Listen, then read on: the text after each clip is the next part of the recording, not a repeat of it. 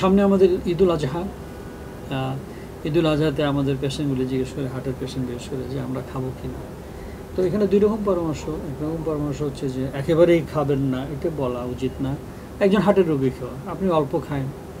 হ্যাঁ, তো আমাদের গরু যদি খেতে হয় তাহলে গরুর রান, গরুর যে কি বলে এটাকে, রানই বলে বোধ হয় না, মানে সলিড যে মাংস,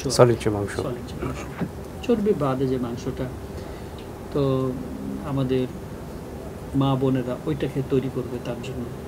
যদি বাবা হার্টের রোগী হয়, অবশ্যই একটা উৎসব, মুসলিম ধর্মের একটা উৎসব, তো সেইটা না খেলে তার ভিতরে খারাপ লাগবে।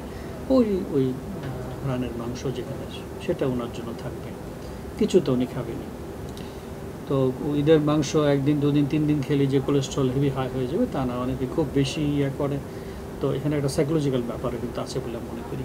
আর ইন জেনারেল হচ্ছে সবার জন্য যে আমাদের মাংস খুব বেশি আসতেছে, তো সেটাও একটু পরিমিত পরিমাণ। আপনি একটু বেশি দিন খাইতে পারেন, বেশি আসছে বলে অনেক বেশি খেয়ে ফেললেন, এবং সকাল দুপুর রাত আপনি খাচ্ছেন ইন ভেরিয়াস ফর্ম, তো এটা কিন্তু কোলেস্ট্রল বৃদ্ধিতে একটা সহায়তা করতে পারে। সেজন্য এই ব্যাপারেও একটু সবাইকেই সাবধানতা অবলম্বন করতে হবে, এবং আমরা খাবো কিন্তু পরিমিত পরিমাণে খাবো।